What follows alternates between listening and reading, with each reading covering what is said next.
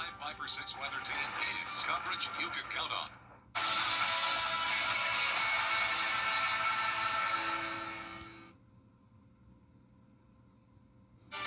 Right now on News Channel 6 at 6, the fate of local parks. We'll take a look at what commissioners are trying to decide before they pick the ones they're going to possibly shut down, as Your News at 6 starts now.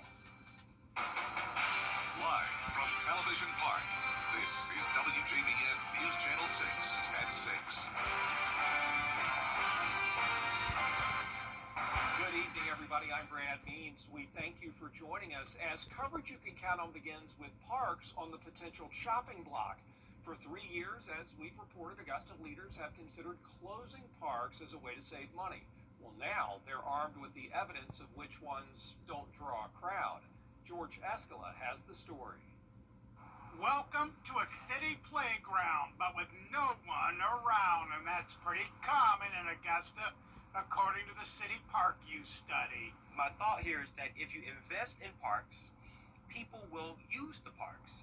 If you don't invest in the parks, people will not use those parks. One of the parks getting little use is Hurd Avenue Park, one of 4 listed as the least used. The others, A.L. Williams, Barrett, and Vernon Forest. In all, 21 different parks are deemed underutilized and could now be closed. It's time, and it is up to the commission to do that. So I don't know why some of them aren't jumping on board, and let's sit there and X out the ones we don't need. All 4 of the lowest scoring parks are in Commissioner Jordan Johnson's district. He says what's not needed is closing parks to save money. To take money away from quality of life during a time when people need it the most does this community such a disservice. I don't think that we need to shut down parks to save money. But some in Augusta argue if parks are underused, those maintenance dollars could go into funding a new park in the Jimmy Dias area. Close some of these parks because it's pretty much a lot of resources that we're putting into parks that people don't use. However, in our area, we do not have a park, and we're the fastest growing area in Augusta. Commissioner Johnson is not against that. When you have places for people to enjoy recreation, it makes every community better. And Johnson believes if commissioners want to close parks like Vernon Forest, there will be a fight. In Augusta, George Escala, WJBF News Channel 6. Today, Augusta commissioners discussing the future of the abandoned Dogwood Terrace apartments. Augusta Housing Authority leaders say they have plans to create a multi-family property in place of the current duplex and quad townhomes. Trayvon Beal's family lives near Dogwood Terrace apartments. He expressed concern over the demolition and says it has sentimental value to him and his family. It's like a home. It's like a unwritten orphanage, if you get what I'm saying. Like, when people have fine family, like people know people grandmothers and grandfathers, and like, let's say if I leave from out of Augusta for 20 years to come back, I can come back there and find my great grandmother and then find my cousin. People who live at Dogwood Terrace started being relocated in March of last year. Augusta Housing Authority says no one currently lives there. It is time now for our first check of the weather. Here's Chief Meteorologist Jennifer Tracci. Well, it's a completely dry day, and the sun finally came back out. It's beautiful out there, and as for today's almanac, you can see that we started out pretty chilly with a low of 57, but our high temperature was close to average, actually a couple degrees above it, made it to 86 today. The sun is already getting ready to set as we take a look at our Terry Lambert Hyundai Skyview cam. A little bit breezy out there with abundant sunshine, and temperatures currently in the low 80s. 80 in Thompson, 81 in Barnwell, 82 now in Louisville, so pretty consistent across the entire CSRA.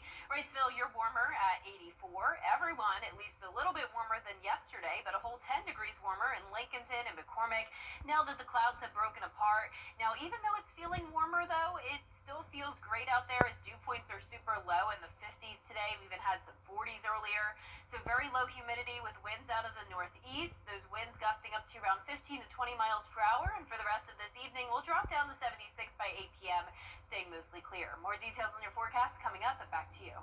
All right, Jenna, thanks. October is National Bullying Prevention Month, and the reason the family has started a GoFundMe ahead of a funeral they're planning for Aiden. So very sad. Today, South Carolina senators held a hearing on an abortion bill that, if passed, would be the toughest abortion bill in the nation. The bill would make it a felony in South Carolina to terminate a pregnancy. It would ban abortions and eliminate exceptions for rape and incest. The only exception for an abortion would be a medical emergency. Currently, abortions in South Carolina are illegal after there is a fetal heartbeat, which the law says is at 6 weeks. We're already facing a shortage of OBGYNs in South Carolina, and it's untenable to expect quality medical professionals to practice in a climate where their careers and their freedom are at stake. Roe v. Wade is gone. You no longer have an excuse. The responsibility now rests on you. So I challenge you, defend life. Or will you turn away and answer for innocent blood? The public testimony has already gotten heated, with security having to step in. They have escorted one speaker out for cursing at the bill's sponsors, but discussion and public testimony on the bill is still ongoing. We'll be right back. Let's go! What's up, BT?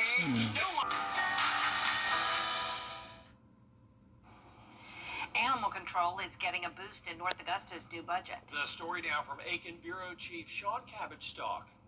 This much progress this quick is huge for the city of North Augusta. The city will add a second full-time technician in July. They'll give dogs more time outdoors and coordinate adoptions and rescue transports. The new hire will also manage volunteers on the weekends. This will free up Officer Craig to do more of the law enforcement part of it, which we desperately need. Leaders say right now the officer is too busy to enforce animal laws. Stray dogs remain a problem, especially in Gentry Trailer Park, where pets have been attacked. We've had a few cases of abuse last year. By the time the animal control officer gets done dealing with people coming and going, and the volunteers, he has very little time to actually enforce the law. The city is forming a committee to plan the future of animal control in the shelter. The landfill facility will get 3 short-term upgrades funded by the budget. Because even if we were to break ground on a new shelter first thing tomorrow morning, we wouldn't have another shelter for 2 or 3 years. Volunteers are pitching in. The Rock for Rescues concert Friday at 7 p.m. at the Sharon Jones Amphitheater in North Augusta will help. All this money that we're going to raise is going to help go towards those improvements at the pound, and it's going to go towards giving the pound dogs a brighter future. In North Augusta, I'm Aiken Bureau Chief Sean Cabbage-Stock, WJBF News Channel 6. Coming down 75, and the school bus just decided to come over my lane, fund me 3 times. I would definitely recommend my cost low. Everybody really worked hard. My car was paid off. All the medical bills were paid off. I ended up with over $30,000. They get you what you deserve. A little comfort is knowing someone's there for you. Better roofs. I'm not Judge Judy, duh, but I've worked with her for years, and she's a real sweetheart. I eat people like him for breakfast. Judy is back with all new cases. Have you lost your mind? Judy Justice. Weekdays at 3 on News Channel 6. Are you feeling the pains of a bad 18-wheeler wreck? I've got this. I'm Attorney Ken Nugent. I've got a top-notch group of lawyers who stand firm against an insurance company's greedy ways. We'll do it the easy way or the hard way, but we won't stop until they pay you the maximum settlement you deserve. One call, that's all. Let's get go! CallKen.com. Bye-bye now. That's right. Run to mommy. It's bow time. When mornings are hectic, your breakfast doesn't have to be. Swing by Bojangles and get 2 sausage and egg biscuits for $5. Double the protein and the flavor on our famous made-from-scratch biscuits. Order in the app or head to Bojangles today. It's bow time. On Halloween night, the real scare isn't costumes, it's careless drivers. If a car wreck strikes, the Mike Costello Law Firm is here to protect you and your family. Stay safe and call us when you need us. The CSRA's favorite news app is now even better, with easier access to local news, weather, and live streaming video. Download the News Channel 6 mobile app. Now, your most accurate forecast with WJBF Live 5 for 6. Welcome back. The sun was finally out and about today. It was a beautiful Wednesday, and let's start out with a look at our Terry Lambert Hyundai Skyview cam. The sun's still beating down here at the Amentum Center in Aiken. We're sitting at 82 degrees, so we're out of the 70s. Definitely warmed up again today, back to near average for this time of the year. We have winds out of the east, 7 miles per hour, gusts occasionally up to 20, and dew points are very low in the 50s, humidity at 37%. Around the CSRA, Sparta, you're down to 78, up to 83 in Waynesboro, and everyone else in between. You can see here on our satellite and radar that we do have a few fair weather clouds passing by, but nothing significant. High pressure is back in control, and we're watching 2 storms out to sea. Imelda is now a Category 2 hurricane, and unfortunately, it is moving in a direct path towards Bermuda. Here's the latest track. It's starting to gain some extratropical characteristics, so it will start to weaken by the time it exits Bermuda, but still a very powerful storm nonetheless.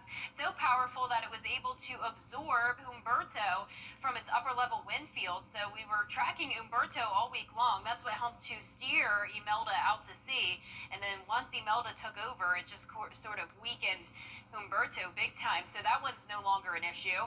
Now, on our side of the country here on the East Coast, we do have this drier air that's moving in on the backside of Imelda, bringing us the really nice weather today and again tomorrow. It is going to be chilly tomorrow morning at 57 degrees, then we're climbing to 77 in the afternoon, so I'm not expecting 80s tomorrow. It's going to be cooler again.